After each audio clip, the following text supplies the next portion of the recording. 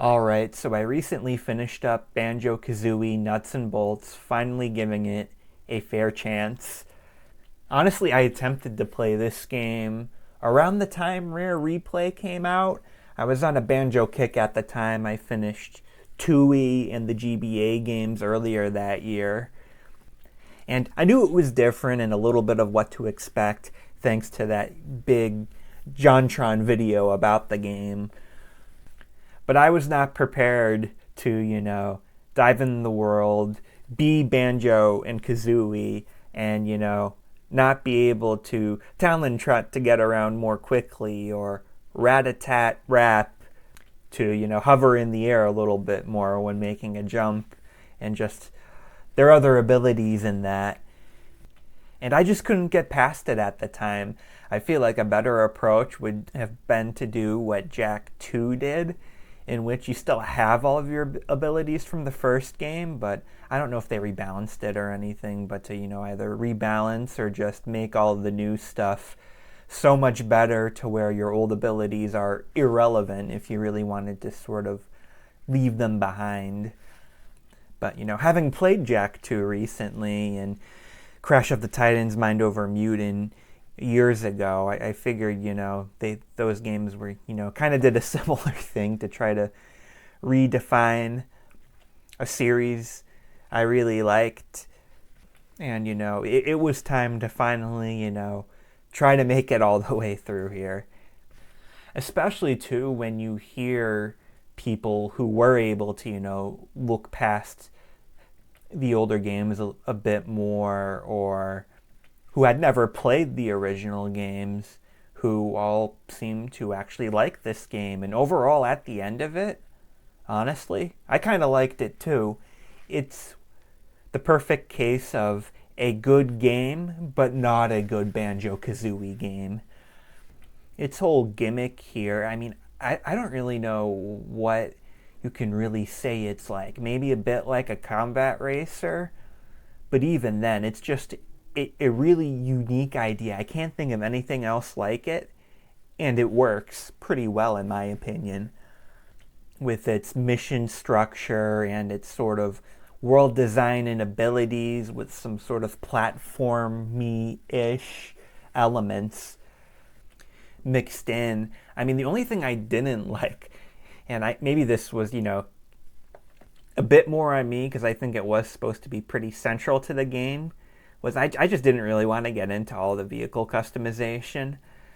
Luckily, we live in an age of AI now to where I don't know if there is a good guide out there now or anything, but I was able to kind of be like, all right, this is the mission I'm on. Give me one of Humba or Log's pre-made vehicles that you can unlock that would be good for this mission, and, whatever modifications I might need to make to it. And that approach worked out pretty well. So I was able to, avoid getting too in-depth there. And I think if, anyone ever re-explored this idea, I think, maybe having a recommended vehicle in-game to not have to rely on any sort of guide would be appreciated. Once again, maybe it defeats a little bit of the purpose, but I don't really care. That was just sort of the way I wanted to approach everything. Something I really liked, though, here was honestly the middle three world themes. There's 5 worlds in total, a little less than usual, but I felt the middle 3 in particular were really creative. The only sort of double-edged sword part of it was it also made me really wanted to see what these level themes would have looked like in a more traditional 3D platformer. But, just a lot of creativity and uniqueness there. Something I didn't like, though, was how they added the Mario-like act system for the worlds. So that sort of, extends out the game to be, longer than usual. But once again, it feels weird. I know they pretty much threw out everything else that made a Banjo Kazooie game, but the one thing that I feel like really set Banjo Kazooie apart from Mario 64 is not having the act system and just having everything out and open at once, and to see them, go back on something that I feel was so critical to setting itself apart. I mean, I shouldn't be surprised, but it just still doesn't hit right. But not only that, but I just don't think it really works well here outside of what they were kind of doing with the story presentation.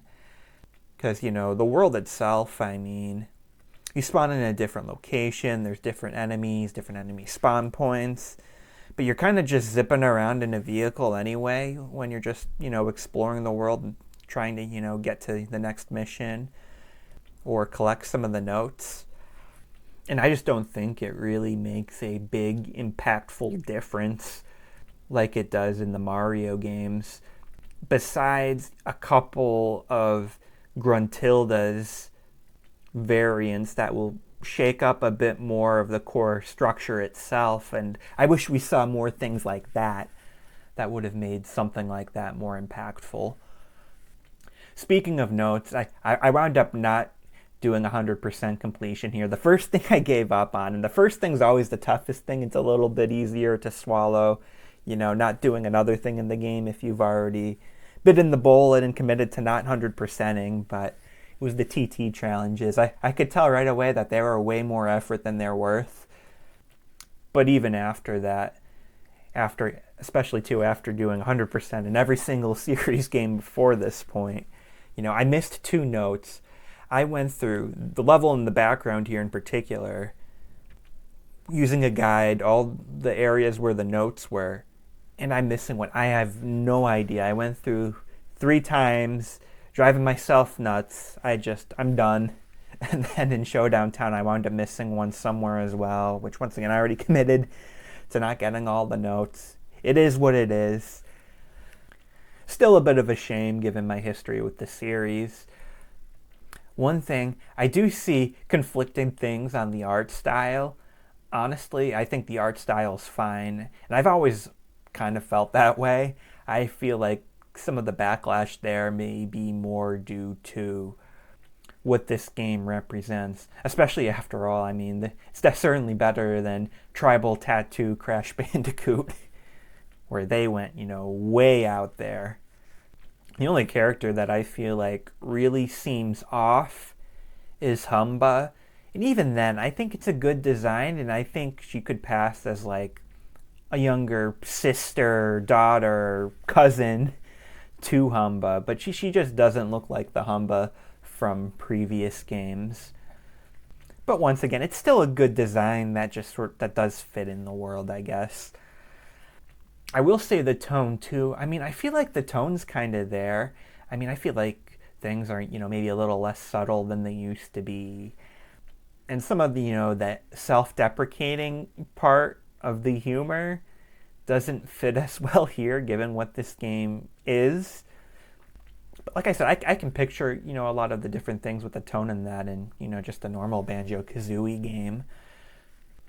And I don't know, the whole situation is just such a shame because I feel like if Rare or Microsoft or whoever just sort of approached this whole thing a lot differently with, just how it all played out and marketing and that. I mean, if, you actually made Banjo 3 a little before this, or even, I think in Rare Replay there was an interview about them making a remake of the first game, but like halfway through it was going to start to subtly turn into a completely new game, which I think is a pretty good, unique idea. I would like to, maybe see someone try that. Although I would hope they would keep like a classic mode so you can play through the original, past the part where it changes just as it was originally. But it's like if they did one of those 2 things and we weren't, hungry for a new Banjo platformer, or even if they unironically made this game tip-top nuts and bolts or timber nuts and bolts, and even if they wanted to set it in the Banjo universe because, I don't know, they were worried about the concept or whatever. I mean, they did make jokes about how one of their other more recent IPs didn't, go over so well. So if they wanted a little insurance there, if they, definitively always presented it as, not mainline and its own thing and, more of a competitor to like Mario Kart or, combat racers and whatnot. I just feel like, things could have played out so much more differently, especially from fans of the series itself, where this could, wind up being a much more well-received entry. And it's like, even at the same time, I would like to actually see this concept again, seeing how it, sort of be progressed with new ideas and technology. I definitely don't think the Banjo Kazooie series, though, is the way to go with it. Unless they went with both this and a new platformer at the same time or something. I don't know.